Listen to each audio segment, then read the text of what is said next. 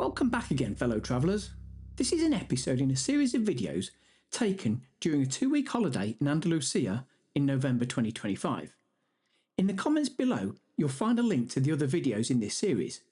We do hope you find some little gems to go and visit. It's the last day of the holiday and we have a late evening flight to catch, which pretty much leaves us with the day to kill. We've packed the suitcase into the car, along with a few snacks before departing Alvera. After an hour or so's drive across country, we've decided to spend a few hours in Antequera before heading back to Malaga Airport for the flight back to the UK. After taking a brief drive around town, we found some on-street parking on Calle Niña, Antequera. One thing I loved about this visit was the views and the history to be found available everywhere. Whilst the main attractions are paid for, there's still a good reason to go just wandering around to discover these other sites and attractions. On this street alone was this Islamic tower, the Puerta de Malaga, and the Mirador Niña de Antequera. What a cool idea!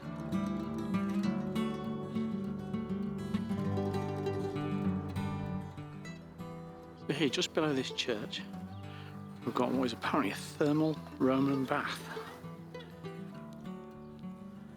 Again, because it's the last day, we've got all the luggage in the car and we're carrying all the valuables with us.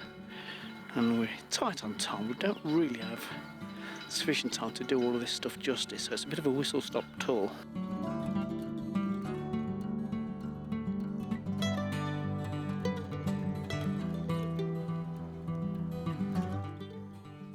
Random dog out for a walk on his own. Constructed in the 14th century, the church is yet another example of how Spain manages to look after and celebrate its heritage. It won't take too long to visit, but at €3 per adult, it makes for a very pleasant interlude. The site has had most of its altarpieces and ornamentals removed, as the site is now often used to host concerts and exhibitions. The centuries-old Moorish fortress of Alcazaba dominates the southeastern corner of the town, where construction of the various elements took place between the 11th and 15th centuries. The entrance price normally allows you access to all areas, though when we were visiting an entire section was cordoned off, whilst maintenance and construction work was ongoing. This is one of the downsides, I guess, of visiting during the low season.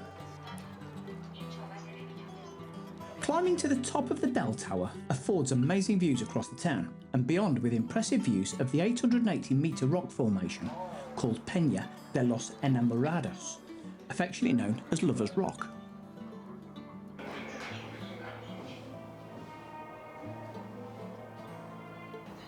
Covering over 6,000 square metres, expect to spend an hour or two in and around Alcazaba just to do it justice.